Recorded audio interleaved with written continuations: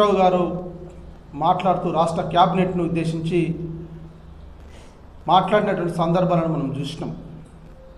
దండుపాల్యం అనేటువంటి వర్డ్ని ఉపయోగిస్తూ దోసుకోవడానికి పంపకాలకే పరిమితం అయిపోయింది రాష్ట్ర క్యాబినెట్ అనేటువంటి మాటలు ఏదైతే ఉన్నాయో వాటిని తీవ్రంగా ఖండిస్తూ ఉన్నాం. ఒకసారి మనం ఆలోచించినట్టయితే గత ప్రభుత్వ క్యాబినెట్ గురించి మనం చూసినట్టయితే వాళ్ళు వేసినటువంటి సంక్షేమ పథకాలలో ఎనలేని అవినీతి జరిగింది. మనం అందరికీ కూడా ప్రజలు గమనించారు. మీరు తీసుకున్నటువంటి కాళేశ్వరం ప్రాజెక్టు కావచ్చు, మిషన్ భగీరథ కావచ్చు, మిషన్ కాకతీయ కావచ్చు, ఇవన్నీ కూడా కమిషన్లకే తప్ప మీరు చేసినటువంటి అభివృద్ధి ఎక్కడ కూడా మనకు కనబడ్డాయి, నిరంతరం శూన్యమే కనబడ్డాయి. అవన్నీ కూడా ప్రజలు గమనించి మిమ్మల్ని తరిమి కొడితే మీరు ఇవాళ కోర్టు నుంచి బయటపడ్డారు. అంటే ఓడిపోయిన అధికారానికి దూరం అయిపోయి ఒక అనాలోచితమైనటువంటి మాటలు మాట్లాడుతున్నటువంటి తీరును మేము తీవ్రంగా ఖండిస్తూ ఉన్నాం. ముఖ్యంగా గౌరవ మంత్రివర్యులు లక్ష్మణ్ కుమార్ అన్న గారు ఏదైతే మాజీ మంత్రి హరీష్ రావు గారి మీద మాట్లాడడం జరిగింది. ఒక మంత్రిగా మాజీ మంత్రి పైన మాట్లాడినప్పుడు దానికి స్పందించాల్సింది ఎవరు స్పందించాలి? హరీష్ రావు గారు స్పందించాలి. మరి ఆయన పక్కకు పోయి వాడెవడో వాని పేరేందా తుంగతుర్తి నియోజకవర్గానికి సంబంధించిన వాడు గ్యాదర్ కిషోరా, గాయది కిషోరా, గాడిద కిషోరా. వాస్తవంగా మొదటిసారి నేను ఒక ఈ వర్డ్ను మాట్లాడితే బాధ అనిపిస్తూ ఉన్నది. ఒక సాటి దళిత సంక్షేమ శాఖ మంత్రి, ఆయన ఒక దళితుడు, మాజీ శాసనసభ్యుడు, ఒక మంత్రి గారిని పట్టుకొని ఒక అనాలోచితమైనటువంటి మాటలు ఇష్టారీతి నా నోటికి ఎట్లా పడితే అట్లా మాట్లాడడం జరిగింది. మనం చూసినాం. చాలా బాధ అనిపించింది. అరే మాట్లాడింది హరీష్ రావు గారి మీద. మీ హరీష్ రావు గారికి దమ్ముంటే ఆ హరీష్ రావు గారికి సమాధానం చెప్పాల్సింది పోయి నువ్వు గడికాడ కాపలా కుక్కలాగా మాట్లాడుతూ ఉన్నావు. ఇష్టారీతిన కనీసం 2 సార్లు ఎమ్మెల్యే అయినావు.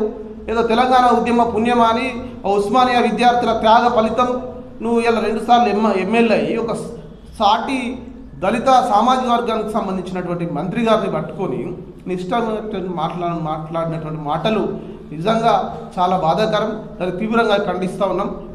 అని మనం చూసినాం. 15 సంవత్సరాలు కొప్పుల ఈశ్వర్ గారే ఇక్కడ ఎమ్మెల్యేగా ఉన్నారు. మరి ఏమే చదువుకోవడానికి నిరుపేద బడుగు బలహీన వర్గాల పిల్లలు చదువుకోవాలంటే డిగ్రీకి చదువుకోలేకపోయారు. అంత దూరం 30 కిలోమీటర్లు పోయే పరిస్థితి లేక ఏదైతే ఎన్నికలకు ముందు ఇచ్చినటువంటి హామీలో భాగంగా ఇలా డిగ్రీ కళాశాల ఏర్పాటు తీసుకురావడం జరిగింది. మానకొండూరు ఎమ్మెల్యే, నువ్వు తెలంగాణ ఉద్యమం కన్నా నీ కథ, నీ పాత్ర ఏంది? నువ్వేం చేసినావు? ఇక్కడ చందాలు ఇస్తే చందాలు వసూలు చేసుకొని సభలు పెట్టి ఏదో గొంగడు కట్టి నువ్వు నాట్యాలు ఆడితే నేను ఏదో అక్కడ ఉన్న సమాజం, దళిత సమాజం, అరే దళితుడు తెలంగాణ ఉద్యమంలో కొట్లాడినా నీకు ఎమ్మెల్యే అవకాశం ఇచ్చినాం. నీ చరిత్ర ఏంది?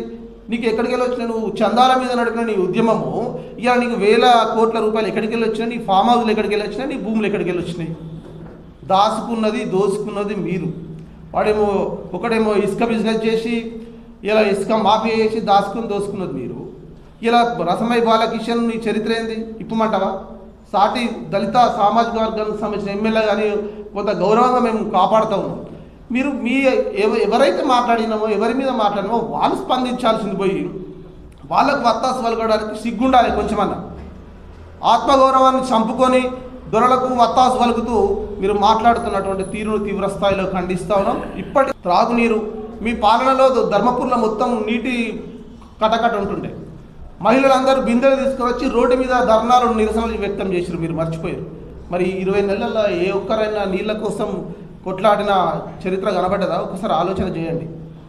మీరు అధికారం కోల్పోయినటువంటి బాధలో ఏం మాట్లాడుతున్నారేమో అర్థం కావట్లేదు. అసలు ఇలా చర్చకు సిద్ధమన్నారు. ఎవరు పిలిచిరు చర్చకు? సిద్దిపేటలో మీ హరీష్ రావు రమ్మను. మీరు వకలతో పుచ్చుకొని మీరు మాట్లాడుతున్నారు. రమ్మని మీ హరీష్ రావు గారిని సంక్షేమ శాఖ మంత్రిగా లక్ష్మణ్ కుమార్ అన్న గారు ఒక పిలిపించిర్రు. మీరు రండి. మీరు రాక ఆయనకు వకలతో పుచ్చుకొని మీరు ఇక అసలు ఏం మాట్లాడుతున్నారో అర్థం కావట్లేదు. దయచేసి ప్రజల సమస్యలను గుర్తించి ప్రభుత్వానికి, ప్రజా పాలనలో నిరంతరం అభివృద్ధి దిశలో సాగుతున్న ప్రభుత్వానికి, గౌరవ ముఖ్యమంత్రి గారికి మీరు సూచనలు, సలహాలు ఇవ్వాల్సిందే తప్ప మీరేదో తప్పుడు ఆరోపణలతో ముందుకెళ్తా అంటే ప్రజలు అన్నీ కూడా గమనిస్తూ ఉన్నారు. ప్రజలందరూ కూడా సుఖ సంతోషాలతో ప్రభుత్వాన్ని అభినందిస్తూ ఉన్నారు. మీరు మీ తీరును మార్చుకోవాల్సిందిగా డిమాండ్ చేస్తాం.